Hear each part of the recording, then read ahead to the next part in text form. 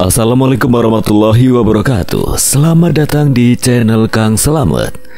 Kali ini Kang Slamet akan membawakan kisah yang berjudul Petaka Permainan Ouija. Cerita ini ditulis oleh Mins Theodore. Sebelum kita masuk ke ceritanya, buat kalian yang belum subscribe channel ini, tekan tombol subscribe-nya terlebih dahulu dan tekan tombol notifikasinya agar kalian tidak ketinggalan cerita seram lainnya dari Kang Slamet. Gak usah berlama-lama lagi, langsung saja kita masuk ke ceritanya. Petaka Permainan Ouija. Si pengurang dan saya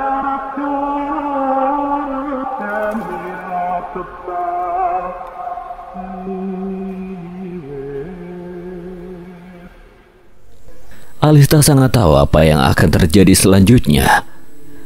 Badan Alista menggigil bukan karena kedinginan, namun karena ketakutannya melanda dirinya hingga Alista tidak bisa mengeluarkan seucap kata pun dari mulutnya yang kecil. Sosok itu tersenyum lebar. Sosok itu perlahan-lahan menyentuh wajah Alista. Namun Alista tidak berteriak seperti yang dilakukannya dalam mimpi. Alista menutup mata, merasakan tangan yang kasar serta dingin menyentuh wajahnya. Yang mendengar suara itu tertawa, membuat rasa takut Alista bertambah. Air mata terlihat mengalir di pipinya. Tangan Alista tidak bisa berhenti bergetar. Tangan yang kasar itu menelusuri wajah Alista dan berhenti ke arah leher, lalu berhenti di pundak Alista dengan hantaman yang cukup keras hingga membuat Alista menjerit ketakutan. Ia terisak-isak, matanya masih tertutup dan tidak berani membukanya. Alista sadar bahwa tangan yang kasar itu sudah tidak berada di pundaknya. Dia memberanikan diri membuka matanya secara perlahan. Sosok itu sudah tidak ada. Di depan terdapat sebuah pintu kayu. Alista membuka pintu tersebut, memperlihatkan ruangan remang dengan sebuah meja dan kursi. Tempat yang sama saat tadi Alista terbangun. Namun di atas meja terdapat sebuah buku saat tadi Alista tersadar. Dia tidak melihat buku tersebut. Alista mengambil buku tersebut. Dalam jilid buku tersebut terdapat tulisannya bertuliskan, Dari Risa Atriasi, 31 Desember 1875. Malam ini adalah malam terakhir di tahun 1875. Banyak sekali kejadian di tahun ini. Perkenalanku dengan Bu Yuli, lalu pernikahannya dengan ayahku, memang terkesan cepat. Apalagi aku baru mengenal Ibu Yuli beberapa bulan. Tetapi jika itu bisa membuat ayahku bahagia, aku tak masalah. 1 Januari 1876. Ayah masih sakit, terbaring di tempat tidurnya. Dia tidak bisa melihat kembang api yang indah yang menghiasi langit malam. Aku menangis melihat keadaan ayahku. Badannya makin kurus, wajahnya makin pucat, kesadarannya makin berkurang. Aku selalu berdoa pada Tuhan agar ayahku segera disembuhkan. Tapi sampai sekarang ayahku masih terbaring tak berdaya. Apakah Tuhan mendengar doaku? Lalu mengapa Tuhan diam saja? Mengapa Tuhan membiarkan ayahku menderita? 6 Januari 1876. Hari ini adalah hari ulang tahunku. Mulai hari ini aku berusia 16 tahun. Aku merayakan hari ulang tahun di kamar ayah bersama Ibu Yuli. Ibu Yuli membuatkanku sebuah kue yang terlihat manis meskipun ayah sedang sakit. Dia tidak lupa dengan ulang tahunku. Aku meniup lilin dan berdoa pada Tuhan agar keluarga kecil kita bisa selalu bersama, agar ayah bisa secepatnya sembuh. 18 Januari 1876. Sekarang ini jam 2 dini hari. Aku terbangun karena tenggorokanku terasa kering. Aku pergi ke dapur dan mencari air minum, tetapi aku berhenti berjalan saat aku mendengar suara orang sedang ngobrol di ruang tamu. Aku mengintip dari sela pintu. Aku melihat Bu Yuli sedang mengobrol dengan seorang laki-laki. Aku tidak tahu siapa laki-laki itu. Mereka duduk begitu dekat, bahkan mereka seperti seorang pasangan. Aku mendengar sedikit obrolan mereka. Ibu Yuli berbicara sesuatu seperti, "Aku sudah bosan bersandiwara. Lelaki tolol itu masih belum mati. Gadis kecil itu membuat aku muak." Apakah Ibu Yuli membicarakan aku dan ayah? Aku tidak percaya dengan apa yang aku dengar. Lelaki itu berbicara kepada Ibu Yuli untuk menyuruhnya bersabar sedikit lagi. Dan sesuatu tentang harta. Mereka berdua kemudian berdiri dan mereka berjalan menuju pintu keluar. Hal selanjutnya benar-benar membuatku kaget. Lelaki itu mencium bibir Ibu Yuli. Aku langsung pergi ke kamar dan menangis. Aku bahkan masih menangis saat menulis ini. Aku berusaha untuk tidak percaya dengan apa yang aku dengar dan lihat barusan. Namun sulit. Apakah selama ini Ibu Yuli hanya berpura-pura baik? Apakah dia menikah dengan ayahnya karena ingin menguasai harta keluarga kami? Aku pun mulai berpikir, apakah ayah sakit karena Ibu Yuli? Pikiranku benar-benar kacau. 28 Januari 1876. Pandanganku pada Ibu Yuli berubah setelah hari itu. Aku jadi sering terjaga hingga larut malam dan sering memergoki Ibu Yuli dan laki-laki itu di ruang tamu. Laki-laki itu jadi sering datang ke rumah kami. Bahkan lelaki itu sudah mulai berani datang di siang hari. Meskipun mereka berdua tidak memperlihatkan kedekatan mereka di hadapanku, beberapa hari yang lalu aku mulai mengetahui bahwa lelaki itu adalah teman kerja ayahku. Aku mulai membantah apa yang disuruh oleh Ibu Yuli. Aku bahkan selalu ketus kepadanya. Aku yakin Ibu Yuli menyadari perubahan sikapku padanya meskipun dia tidak mengetahui alasannya. 13 Februari 1876. Keadaan ayah benar-benar sangat parah. Hari ini dia hampir tidak sadar seharian. Aku bingung kenapa Ibu Yuli tidak membawa ayah ke rumah sakit, tapi aku seharusnya sudah tahu alasannya. Ibu Yuli akan membiarkan ayah seperti itu hingga dia mati, lalu dia akan menguasai harta keluarga kami. Sifat asli Ibu Yuli mulai terlihat. Dia menjadi kasar padaku. Bahkan lelaki itu terang-terangan memperlihatkan kedekatannya dengan Ibu Yuli di hadapanku. Beberapa hari yang lalu Ibu Yuli memukulku karena aku memecahkan piring. Dia juga sering mengurungku dan memindahkan kamarku ke basement. 28 Februari 1876. Hari ini ayahku meninggal. Aku benar-benar sedih. Aku benar-benar terpukul. Air mataku tidak bisa berhenti bahkan saat aku menulis ini. Kini kedua orang tuaku sudah tidak ada di sini. Kini aku sendirian di dunia yang besar ini dan aku tinggal dengan ibu tiri yang benar-benar jahat. Setidaknya ayah sudah tidak menderita lagi. 5 Maret 1876. Seperti dugaanku, setelah ayah meninggal lelaki itu pindah ke rumahku dan akhirnya aku tahu siapa nama lelaki itu. Jamil. Dia ternyata suami Bu Yuli. Mereka sudah merencanakan untuk merebut harta keluarga kami dari dulu. Karena dendam yang tidak aku mengerti. Urusan pekerjaan. Ibu Yuli tidak mengusirku karena dia tidak ingin aku berbicara pada orang lain hingga dia selalu mengurungku di rumah agar aku tidak keluar. Ibu Yuli jadi sering memukulku.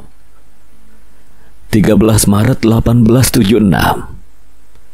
Sudah beberapa hari sejak Ibu Yuli mengurungku di basement kamarku saat ini. Dia hanya membuka pintu saat dia membawakanku makanan. Dia bahkan selalu memukulku tanpa alasan setiap dia sedang kesal atau marah. Dia akan masuk ke basement dan memukulku. Badanku penuh dengan memar-memar. Badanku menjadi kurus. Aku selalu menangis setiap malam karena rasa sakit di badanku. 28 Maret 1876. Aku sudah berhenti berdoa. Tuhan tidak pernah mendengarkan doaku. Jadi untuk apa aku berdoa? Mereka bahkan mulai mengurangi jatah makanku. Hanya 1 kali dalam sehari. Itu pun hanya roti dan 1 gelas air. Aku benar-benar kelaparan. Memar-memar sudah memenuhi sekujur tubuhku. Tadi sore Jamal masuk ke basement. Dia terlihat mabuk. Dia mengatakan sesuatu yang tidak jelas karena mabuk.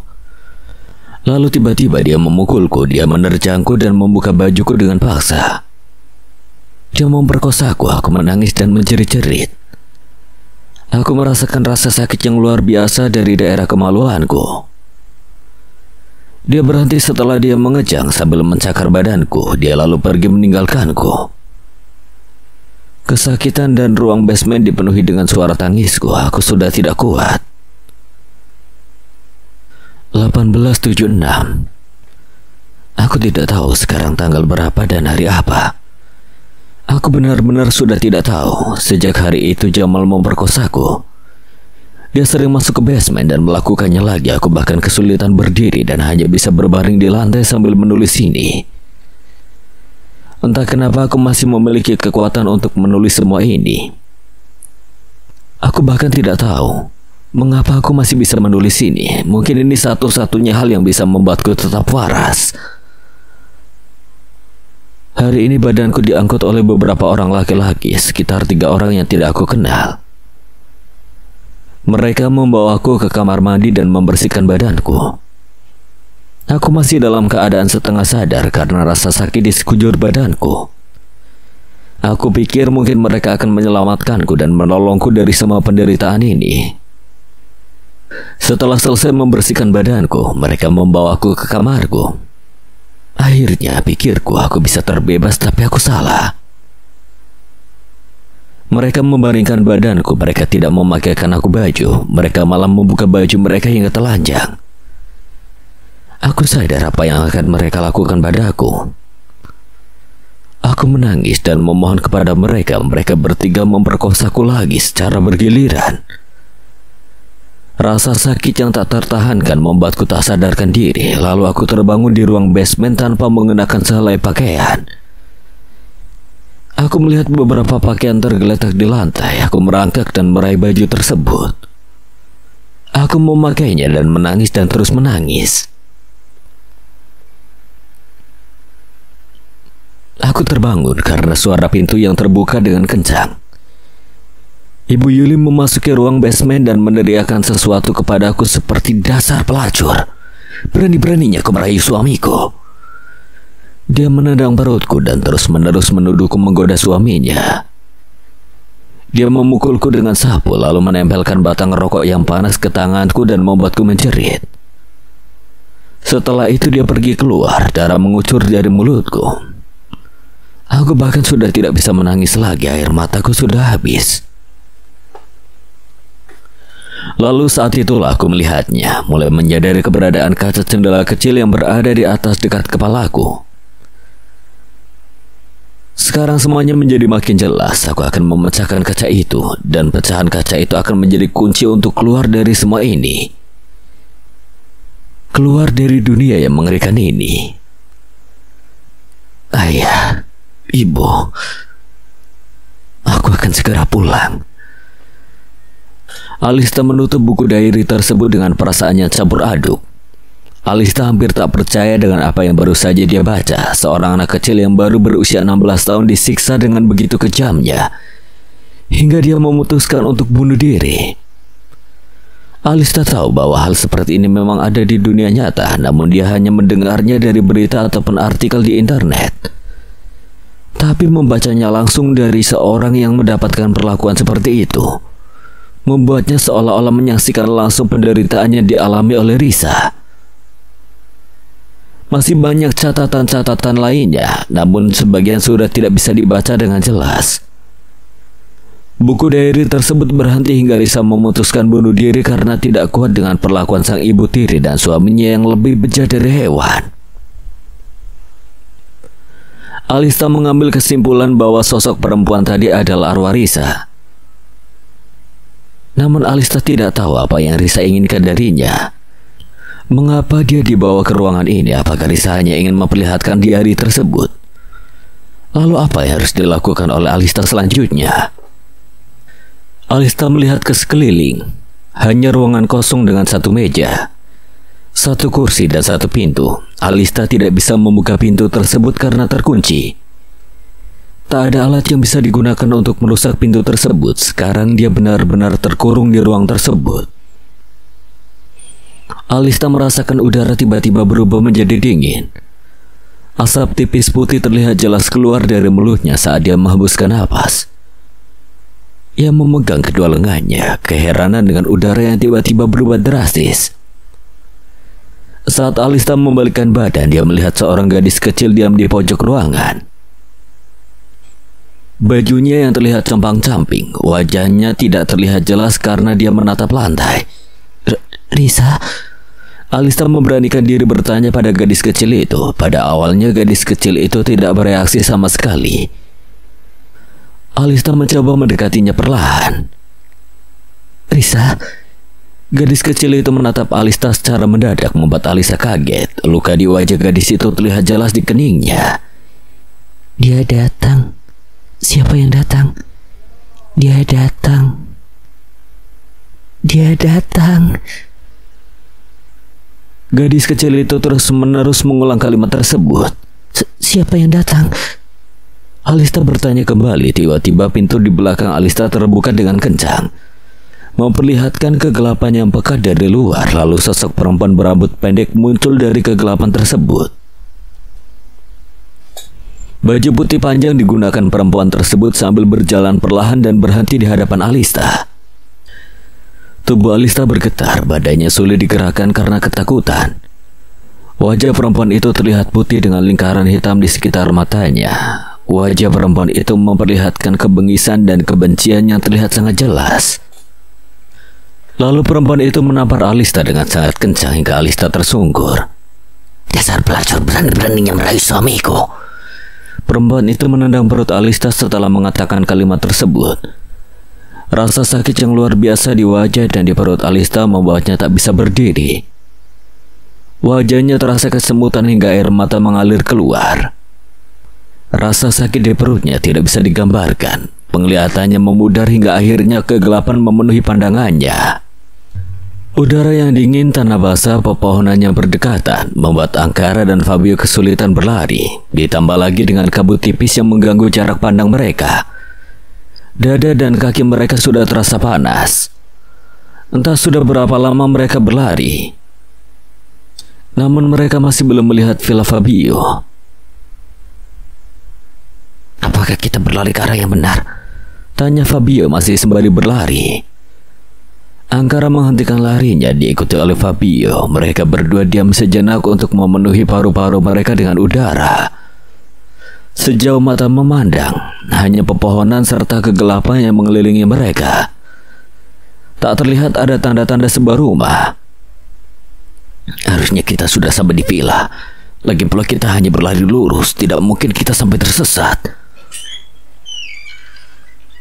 Atau mungkin kita harus berlari sedikit lagi. Mungkin memang jaraknya masih jauh.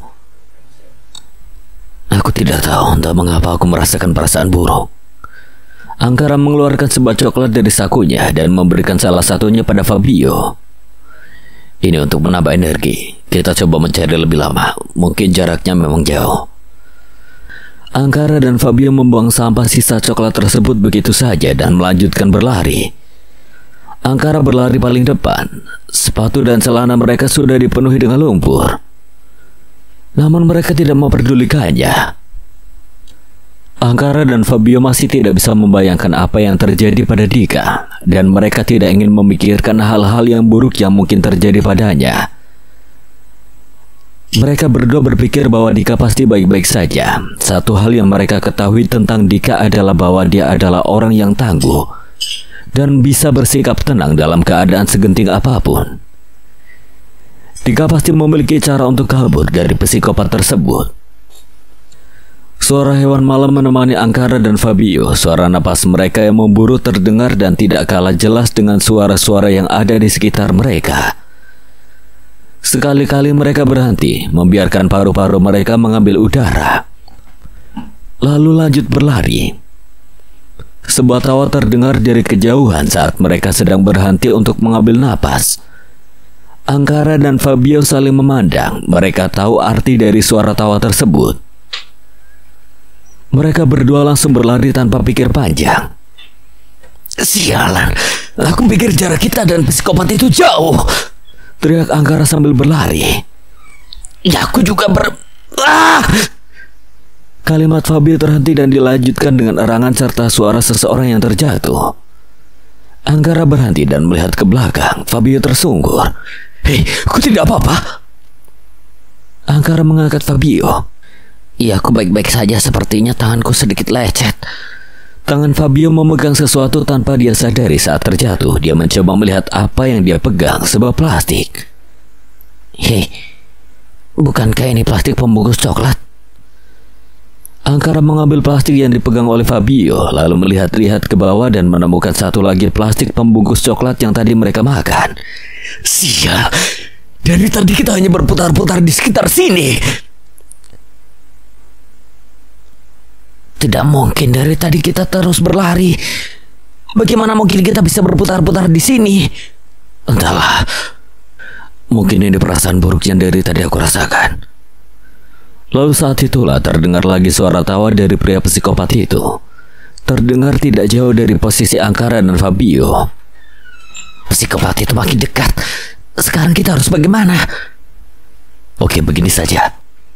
Kita jangan berlari lurus ke arah sana. Sekarang kita ambil jalur yang berbeda. Kita pergi ke arah kiri. Fabio menyetujuinya tanpa berdebat. Mereka berdua berlari lagi dengan putus asa. Di belakang sana suara tawa dari si pria psikopat terdengar sangat dekat. Psikopat itu seolah-olah bisa berlari dengan sangat cepat tanpa kesulitan di hutan ini. Suara tawa itu kini terdengar beberapa meter di belakang mereka. Kemarilah anak-anak nakal.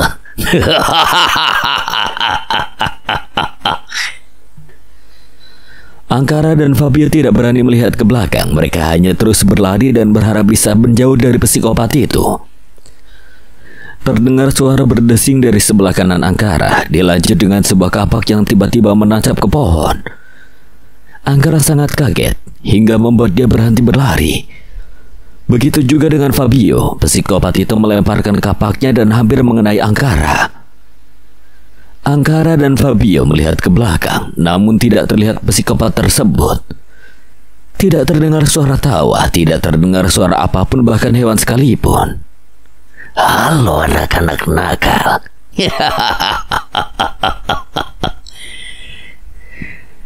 Suara tersebut terdengar berada di belakang Angkara dan Fabio. Mereka berdua langsung berbalik ke belakang dan melihat pria psikopat tersebut sudah mengacungkan kapak ke arah Fabio. Angkara yang memiliki refleks yang cepat langsung menarik Fabio ke arahnya. Namun kaki Angkara tersandung akar pohon hingga membuat mereka berdua terjatuh. Psikopat itu berbalik ke arah mereka berdua dengan senyum lebar yang menghiasi wajahnya. Angkara dan Fabio mundur secara perlahan sambil tetap menatap pria psikopat tersebut yang berjalan menghampiri mereka dengan dramatis. Pria psikopat itu sudah berada di hadapan mereka berdua dengan kapak yang sudah teracung. Well, anak-anak nakal. Harusnya kalian tidak bermain di hutan tengah malam seperti ini. Tangan Angkara mencari-cari sesuatu yang bisa dia gunakan.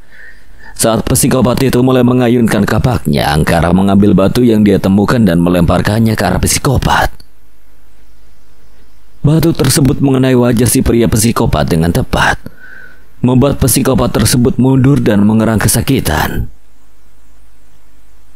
Angkara dan Fabio tidak menyia-nyiakan kesempatan tersebut. Mereka berdua langsung berdiri dan berlari menjauh dari psikopat itu. Anak-anak sialan! Angkara dan Fabio tidak memperdulikan ke arah mana mereka berlari. Adrenalin menyebar di tubuh mereka membuat mereka bisa berlari meskipun kaki mereka sudah kelelahan dan dada mereka terasa terbakar. Suara tawa gila terdengar lagi di belakang mereka. Sial, psikopat itu benar-benar tangguh. Aku tidak tahu berapa lama lagi aku bisa bertahan. Ya, aku juga, sepertinya aku sudah tidak kuat. Fabio menghentikan langkahnya.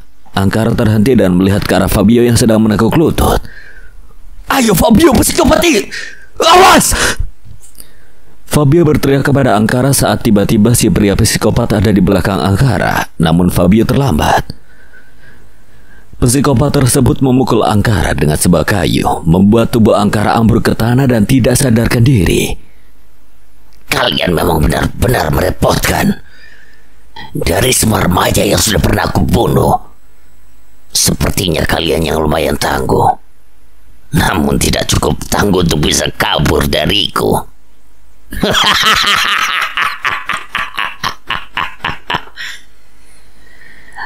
Psikopat itu tertawa, darah segar mengalir dari dahinya akibat batu yang dilemparkan oleh Angkara tadi.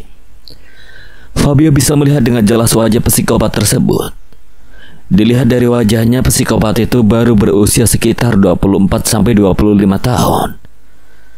Rambutnya terlihat berantakan. Di tangan kanannya psikopat itu memegang sebuah kayu, sedangkan di tangan kirinya terlihat kapak yang sudah berkarat.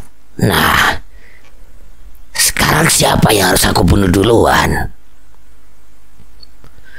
Fabio ketakutan saat mendengarnya. Badannya bergetar dengan hebat. Jantungnya berdetak dengan cepat. Bagaimana jika aku mulai darimu saja? Temanmu bisa menyusul nanti.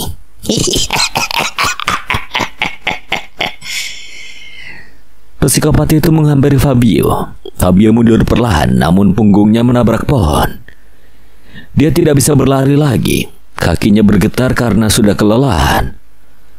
Fabio sudah pasrah saat psikopat itu sudah berada di hadapannya dan mengacungkan kapak ke arahnya.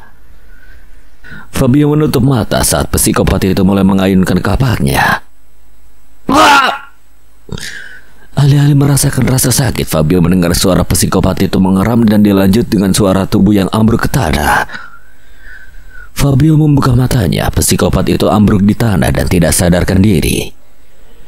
Di dekat tubuh psikopat itu berdiri seorang laki-laki dengan kayu di tangan kanannya. Kau terlihat menyedihkan. Jangan bilang kalau kau juga mengompol, ucap Dika sambil tersenyum lebar. Dalam ruangan yang gelap dan dingin, terlihat seorang perempuan tak sadarkan diri yang bersandar ke pintu. Rambutnya yang panjang menutupi sebagian wajahnya. Lampu di kamar berkedip-kedip ketika sesosok bayangan muncul dari dalam tembok. Sosok bayangan itu adalah seorang perempuan dewasa dengan baju putih panjang. Rambutnya pendek, warna kulitnya terlihat pucat transparan. Sosok bayangan itu mendekati tubuh Jesse yang tak sadarkan diri. Lalu sosok bayangan itu menghilang saat menembus tubuh Jesse. Jesse perlahan-lahan tersadar dan mencoba untuk berdiri dengan gerakan yang aneh. Badannya terlihat kaku, warna kulit Jesse perlahan-lahan memucat, seolah-olah darah dari dalam tubuhnya telah dihisap. Jesse membuka matanya, namun tidak terlihat ada pupil dalam bola matanya. Hanya ada bagian putih dari matanya saja. Lalu senyum jahat tergambar dengan jelas di wajah Jesse. Entah sudah berapa lama Serena berada di dalam ruangan ini bersama Eris, Rangga, Lucy, dan Shiva. Serena sudah tidak bisa menunggu lebih lama lagi di dalam ruangan ini. Dia harus melakukan sesuatu agar semua kejadian aneh ini berakhir. Di samping Serena, Shiva masih berada dalam pelukan Lucy ketakutan. Kita tidak mungkin diam di sini terus-menerus. Kita harus mencari Jesse. Dengan hantu yang berkeliaran di villa ini. Tidak, Serena. Tidak. Oke, apa yang kita ketahui tentang hantu? Menyeramkan. Ya, lalu apa lagi? Menakut-nakuti. Ya, hantu hanya bisa menakut-nakuti. Mereka tidak bisa menyakiti kita secara langsung. Apa kau yakin hantu tidak bisa menyakiti kita? Aku tadi melihat hantu anak kecil yang bisa memecahkan kacanya dengan berteriak. Aku juga tidak tahu, tapi itu yang biasanya orang-orang katakan tentang hantu. Bahwa mereka hanya menakut-nakuti, mereka tidak bisa menyakiti kita. Oke, jika hantu memang tidak bisa menyakiti kita, lalu apa? Apa kita bisa menyakiti hantu tersebut? Atau apakah kita bisa mengusir hantu tersebut? Rangga balik bertanya. Mereka semua sedang berdiskusi ketika tiba-tiba terdengar suara panggilan seseorang. Hei, kalian di mana? Yang lainnya terlihat tegang saat mendengar suara itu. Rangga, Eris, Serena, Shiva, Lucy. Mereka semua saling memandang satu sama lain. Itu suara Jesse. Mereka semua beringsut keluar dari kamar dan pergi ke arah sumber suara tersebut yang terdengar dari arah dapur. Jessie terlihat sedang berdiri di dapur saat Serena, Eris, Rangga, Siva, dan Lucy sampai di sana. "Jessie, dari mana saja kau?" ucap Eris sambil berjalan mendekati Jessie. "Aku dari tadi ada di sini." Jessie membalikkan badan. Eris berhenti berjalan saat melihat mata Jessie yang hanya terlihat bagian putih matanya saja. "Jessie." "Aku lupa, aku bukan Jessie, aku hanya meminjamkan tubuh teman kalian. Perkenalkan, namaku Yuli," ucap Yuli yang berada di tubuh Jessie. Serena, Siva, Lucy, Rangga, dan Eris diam membisu. Kaki mereka sulit digerakkan meskipun mereka mencoba untuk berlari. "Oh, kalian tidak usah repot-repot untuk berlari karena kalian tidak akan bisa bergerak." "Apa yang kau lakukan pada Jessie?" "Temanmu. Aku hanya membuatnya tertidur. Tentu saja dia tidak akan terbangun dalam waktu dekat. Jika dia terbangun, well, itu akan sedikit merepotkanku. Seharusnya kalian tidak bermain-main dengan papan ini." Yuli memperlihatkan papan Ouija yang ternyata dari tadi dia pegang tanpa disadari oleh yang lain.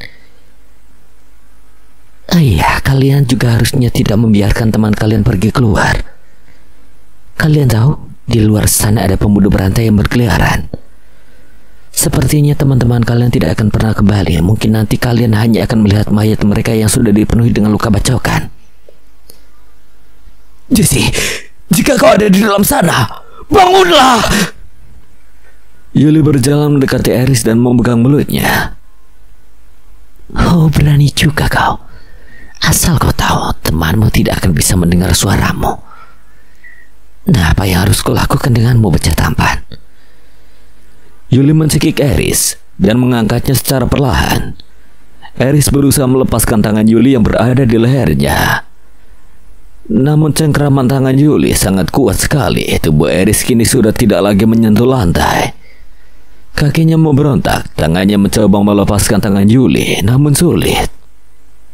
Karena satu alasan, tubuh Rangga bisa digerakkan. Dia langsung berlari ke arah Eris dan Yuli, lalu menabrak Yuli hingga mereka berdua terjatuh dan berhasil melepaskan tangan Yuli dari leher Eris. Eris terjatuh ke lantai sambil terbatuk-batuk. Tubuh Serena, Siva, dan Lucy bisa digerakkan kembali dan mereka berlari ke arah Eris, membantunya untuk berdiri. Lucy melihat papan Ouija terlepas dari tangan Yuli dan terlempar beberapa meter dari Yuli dan Rangga. Lucy mencoba mengambil papan tersebut saat tiba-tiba tubuh Rangga terlempar ke arah seberang ruangan dan menabrak tembok dengan keras. Lucy buru-buru mengambil papan tersebut namun terlambat. Papan tersebut bergerak sendiri dan tertarik ke arah Yuli yang sudah terbangun. "Kalian benar-benar bocah yang merepotkan." Yuli menggerakkan tangannya, lalu tiba-tiba tubuh Lucy bergerak sendiri ke arah Yuli dengan cepat. Tangan Yuli mencengkram leher Lucy. Eris yang melihat hal tersebut langsung berlari ke arah Yuli. Namun Eris terbanting ke samping menabrak lemari es dengan suara erangannya kencang. "Jessie, sadarlah," ucap Lucy dalam cengkraman Yuli. "Sudah kubilang itu, Cengkraman tangan Yuli tiba-tiba mengendur dan Lucy berhasil melepaskan diri. Yuli memegang kepalanya seperti kesakitan. Dasar anak sialan, kau tidur lagi saja." Yuli berkata kepada dirinya sendiri. "Jessie, sadarlah, lawan makhluk itu." Serena, Siva, dan Lucy terus-menerus memanggil Jessie. Hal itu membuat Yuli terus-menerus mengerang. Rangga yang tadi terlempar ke seberang ruangan berjalan menghampiri mereka sambil kesakitan, lalu mencoba membangunkan Eris yang tak sadarkan diri. Rangga melihat papan Ouija itu terjatuh dari tangan Yuli dan segera mengambilnya. Bersamaan dengan itu, erangan Yuli tiba-tiba berhenti, begitu juga dengan teriakan Serena, Siva, dan Lucy. Keheningan menyelimuti dapur. Jessie. Wajah Jessie bergerak dengan tiba-tiba. Ke arah mereka berlima, mata Jessie masih terlihat putih. "Kalian benar-benar membuatku marah." Yuli berdiri. Serena, Siva, Lucy, dan Rangga terlihat putus asa karena Yuli masih berada di tubuh Jessie. Mereka berempat mundur secara perlahan. Rangga masih memegang papan OIJ itu dengan erat. Sebuah pisau dapur melayang dengan sendirinya dan berhenti di samping Yuli. Nah, sekarang siapa yang harus aku bunuh lebih dulu? Bagaimana kalau gadis itu? Pisau itu melesat ke arah Lucy. Posisi Lucy tidak berdekatan dengan Serena, Siva ataupun Rangga. Hal itu membuat Rangga kesulitan untuk meraih Lucy. Namun pisau itu berhenti bergerak saat sudah berada di depan wajah Lucy dan jatuh ke lantai. Dibarengi dengan suara teriakan Yuli. Sebuah sosok bayangan terlempar keluar dari tubuh Jessie, disusul dengan ambruknya tubuh Jessie ke lantai. Karena Siva dan Lucy cepat-cepat meraih tubuh Jessie saat Rangga berlari ke arah Jessie. Sosok bayangan seorang perempuan terbang ke arahnya dan menabrak dirinya. Hingga papan OIJ yang dipegang oleh Rangga terlepas dan diambil oleh bayangan putih seorang perempuan tersebut. Sosok perempuan itu kemudian pergi dan menghilang di depan tangga sambil membawa papan OIJ. Serena dan Lucy membantu Jessie duduk. Jessie memegangi kepalanya yang terasa pusing.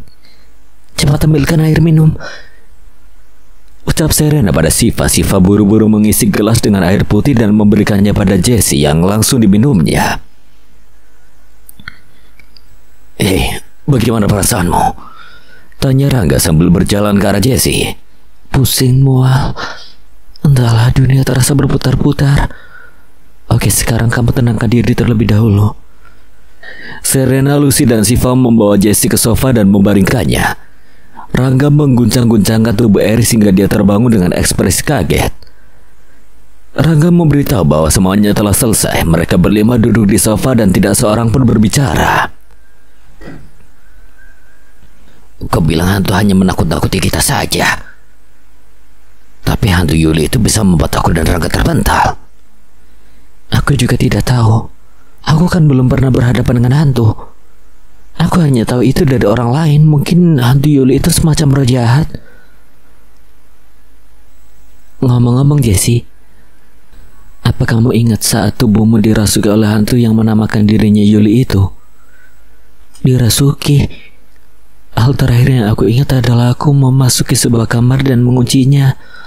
Lalu di dalam ruangan itu tiba-tiba terasa sangat dingin. Lalu dari dalam lemari keluar sosok perempuan. Lalu semuanya tiba-tiba menjadi gelap. Mungkin aku tidak sadarkan diri hingga kemudian aku mendengar suara kalian yang memanggil-manggil namaku. Dan aku tiba-tiba sudah berada di dapur. Jadi kamu tidak ingat saat Yuli menggerakkan badanmu? Menggerakkan badanku? Yuli? Jessie balik bertanya. Lalu Lucy menceritakan semuanya pada Jessie saat dirinya dirasuki oleh hantu bernama Yuli.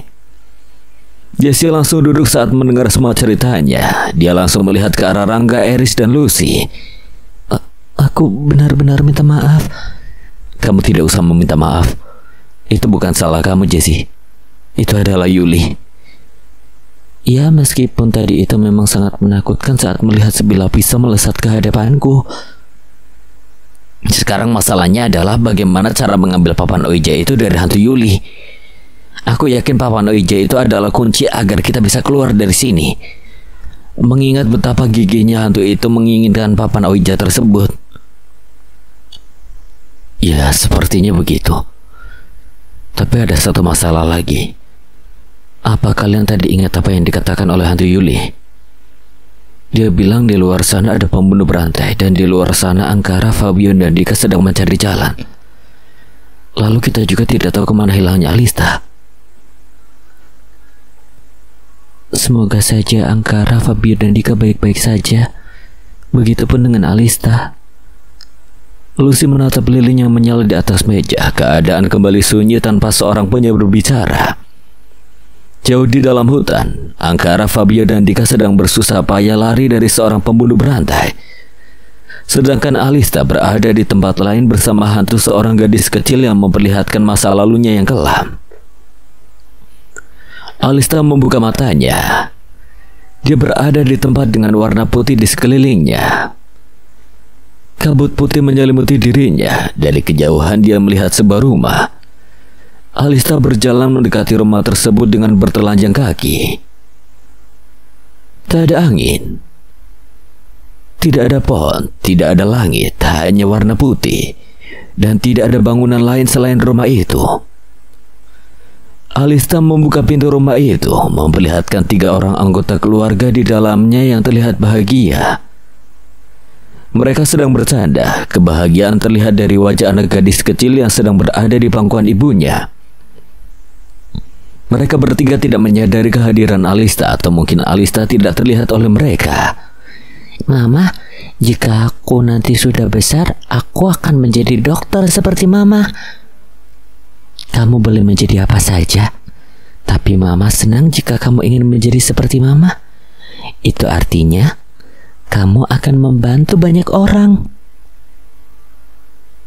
Nah, sekarang sudah malam, sebaiknya kamu tidur,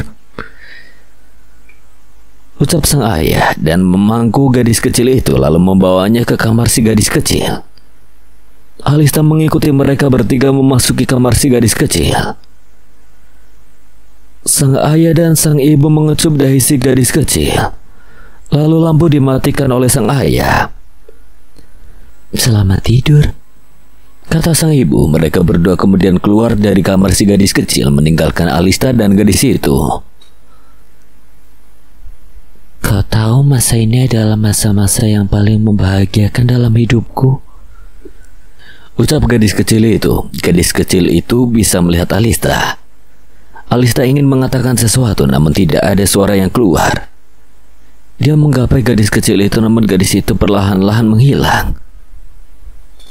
Alista mendengar suara seorang perempuan berteriak pilu. Dia buru-buru keluar dari kamar, mencari sumber suara tadi. Suara teriakan itu menuntunnya ke sebuah kamar lain. Gadis kecil itu kini sudah terlihat tumbuh. Dia menangis di samping sang ibu yang dibalut selimut dengan mata yang tertutup. Sang ayah menangis dalam diam, tangisan paling menyakitkan. Dokter menepuk pundak sang ayah dan keluar dari ruangan. Sang ayah menghampiri gadis itu dan memeluknya. Kau tahu, ini adalah saat di mana aku merasa dunia berhenti berputar.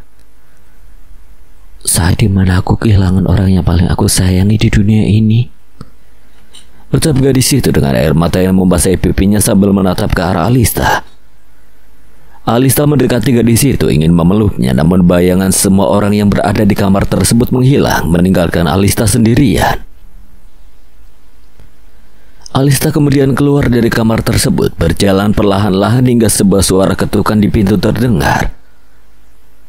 Dari belakang Alista, sang ayah berlari ke arah pintu dan membukanya. Terlihat seorang perempuan dewasa berdiri di depan pintu. Sang ayah menyuruhnya masuk ke dalam, membawanya ke ruang makan. Alista mengikuti mereka dari belakang. Di meja sudah tersaji berbagai macam makanan. Gadis itu juga terlihat sedang duduk sambil menundukkan kepalanya. Sang ayah dan perempuan itu makan bersama, kecuali gadis itu. Dia hanya diam saja. Sang ayah bertanya pada gadis itu mengapa dia tidak makan. Gadis itu berkata bahwa dia tidak lapar, lalu pergi meninggalkan mereka. Sebelum gadis itu keluar dari ruang makan, gadis itu berhenti dan menatap ke arah Alista. Kau tahu, inilah saat di mana sang iblis memasuki rumah kami.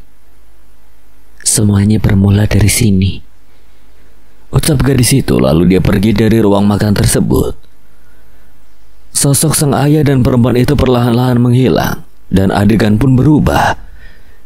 Dia mendengar suara orang-orang sedang berbicara di ruang lain. Alista mengikuti suara tersebut dan sampai di ruang keluarga. Sang gadis, sang ayah dan perempuan itu berada di ruang keluarga, berbincang-bincang. Wajah gadis itu sudah tidak terlihat sedih lagi. Wajahnya terlihat berseri-seri, seolah-olah semangat hidupnya telah kembali. Si perempuan menyerahkan sebuah kado kepada gadis itu yang langsung dia buka. Gadis itu mendapatkan sebuah buku dengan jilid yang indah dan cukup tebal. Gadis itu terlihat senang. Lalu gadis itu melihat ke arah Alista. Kau tahu, inilah saat di mana sang iblis memperlihatkan muslihatnya, memberikan kebahagiaan palsu yang kelak akan dia ganti dengan penderitaan. Seperti yang Alista duga, ketika sosok itu menghilang secara perlahan-lahan, Alista mulai mengetahui keberadaan dia saat ini. Sekarang ini dia sedang berada dalam kenangan gadis bernama Risa. Gadis itu terlihat cantik dan manis dalam kenangan ini, sangat berbeda dengan wujudnya saat menjadi roh. Alista mendengar suara orang yang menangis di ruang lain. Alista berpindah ruangan dan berada di sebuah kamar. Sang ayah terlihat terbaring di kasur, tak berdaya, tak bernyawa. Risa menangis di samping ayahnya sambil memegang tangannya. Perempuan yang diduga Alista adalah Yuli menangis. Alista tahu bahwa tangisan Yuli hanyalah tangisan palsu karena ada seorang dokter di sana. Risa dengan masih tetap menangis berbicara pada Alista. Kau tahu, ini adalah hal yang paling menyakitkan setelah kematian ibuku. Aku merasa sendirian di dunia yang luas ini, ucap Risa sambil menangis. Alista tidak mengatakan apapun karena suaranya tidak akan keluar. Dia hanya bisa melihat mereka bertiga tanpa bersuara. Hanya bisa melihat keluarga kecil Risa perlahan-lahan hancur. Lalu keempat orang di ruangan itu perlahan-lahan menghilang. Alista tiba-tiba merasa kesulitan bernapas. Aura di rumah itu berubah menjadi menyesakan dan dipenuhi dengan hawa kemarahan dan kebencian, membuat dinding-dinding di rumah itu terlihat terdistorsi. Alista keluar dari ruangan itu lalu melihat Risa ditarik oleh Yuli dan seorang laki-laki. Alista mencoba untuk menghentikan mereka, namun saat Alista mencoba menyentuh tangan Yuli, tangannya malah menembus tubuh Yuli. Alista hanya bisa mengikuti mereka. Mereka sampai di basement, lalu memasukkan Risa ke sana dan menguncinya. Risa menangis terseduh-seduh. Alista tak tega melihat hal itu, namun dia tidak bisa berbuat apa-apa. Kau tahu, inilah saat di mana sang iblis memperlihatkan sifat aslinya. Lalu adegan berubah. Seorang laki-laki memasuki basement dalam keadaan mabuk dan mendekati Risa. Lelaki itu kemudian memukul Risa hingga dia tersungkur ke lantai. Alista berteriak menyuruh laki-laki itu untuk berhenti, namun tidak ada suara yang keluar. Lalu laki-laki itu membuka baju Risa dengan paksa. Risa memohon-mohon pada laki-laki itu. Dia juga mencoba untuk menghentikan tindakan laki-laki itu, namun laki-laki itu malah memukul Risa. Baju Risa berhasil dibuka oleh laki-laki itu hingga akhirnya Risa telanjang bulat. Laki-laki itu membuka celananya memperlihatkan kemaluannya dan mulai menabrak tubuh Risa. Alista sudah tidak kuat lagi. Air mata mengalir keluar dan membasahi pipinya. Dengan susah payah Alista berusaha menarik tubuh laki-laki itu, namun tidak ada yang bisa dia gapai. Tangannya terus-menerus menembus tubuh laki-laki itu. Alista menyerah. Tubuhnya beringsut di pojokan, tangannya menutupi matanya. Alista menangis terseduh-seduh. Suara penderitaan Risa terdengar begitu nyaring di telinganya. Meskipun Alista mencoba menutupi telinganya, suara itu masih tetap terdengar. Berhenti, berhenti. Alista terus-menerus berteriak. Ingin semuanya berhenti, namun adegan tersebut tetap terjadi hingga akhirnya si laki-laki itu melegu dan berhenti. Laki-laki itu kemudian menggunakan celananya dan keluar dari ruangan, meninggalkan Risa yang menangis terseduh-seduh. Begitupun dengan Alista. Adegan berganti lagi. Alista masih duduk di pojok ruangan. Dia melihat 3 orang laki-laki memasuki ruangan. Lalu ketiga lelaki itu mengangkat tubuh Risa yang terbaring di lantai dengan buku diary di sampingnya. Alista tahu apa yang akan terjadi selanjutnya. Oleh karena itu Alista tidak mengikuti mereka. Dia tidak ingin melihat penderitaan Risa. Tapi tiba-tiba saja Alista sudah berada di ruangan lain. Di sebuah kamar, di kasur terlihat Risa terbaring telanjang bulat. Badannya bersih karena telah dimandikan. Di pinggir kasur sudah ada 3 laki-laki yang tadi membawa Risa. Mereka semua telanjang bulat. Alista bisa mendengar dengan jelas suara tangisan Risa sambil memohon-mohon kepada mereka bertiga. Tidak. Tidak. Cukup, hentikan. Bisik Alista. Alista tidak bisa lagi mendengar suara tangisan dan penderitaan Risa saat diperkosa oleh 3 orang laki-laki tersebut. Mengapa Risa memperlihatkan semua ini pada Alista? Alista menangis tanpa suara. Jeritanya tak terdengar sama sekali.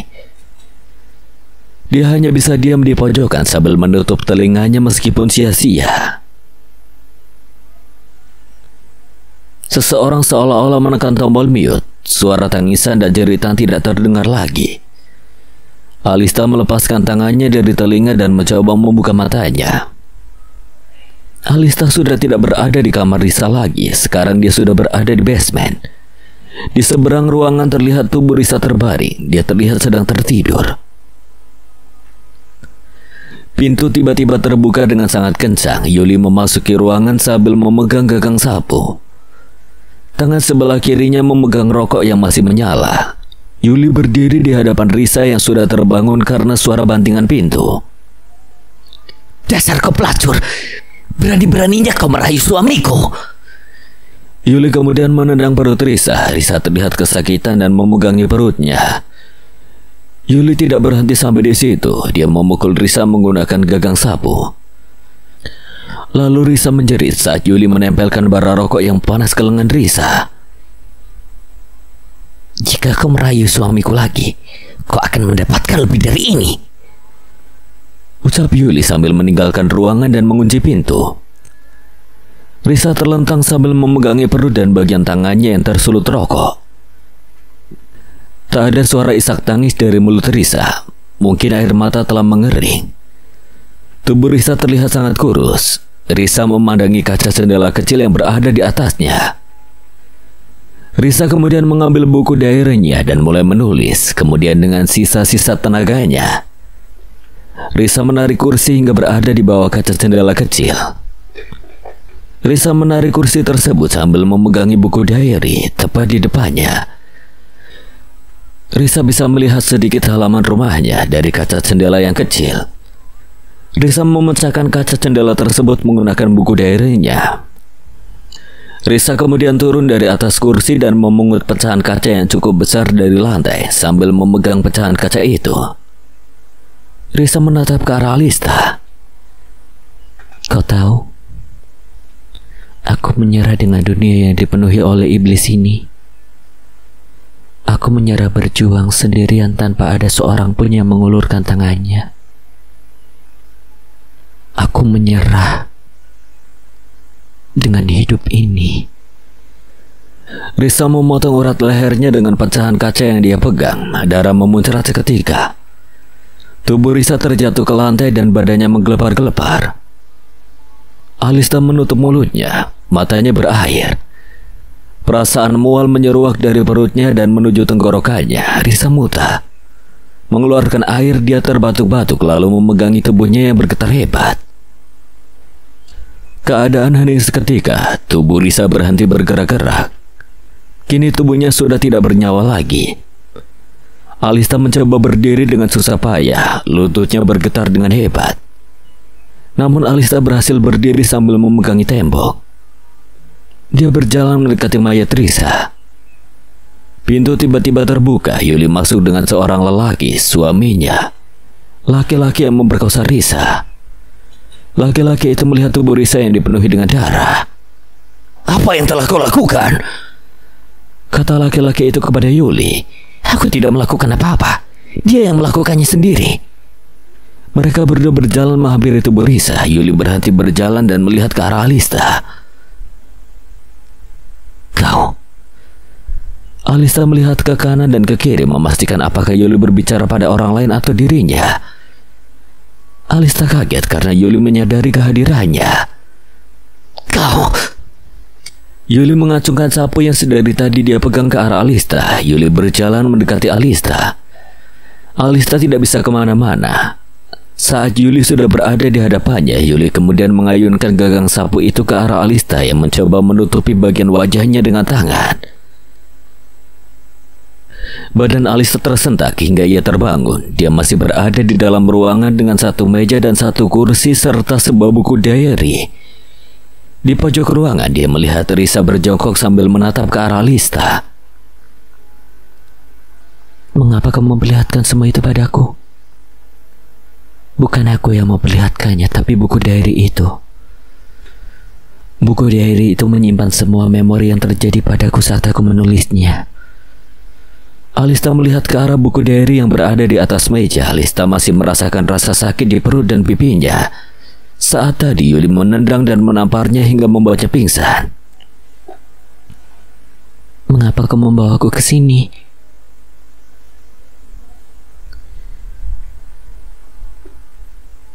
Bukan aku yang membawamu ke sini, tapi ibu tiriku. Maksudmu perempuan bernama Yuli itu? Iya.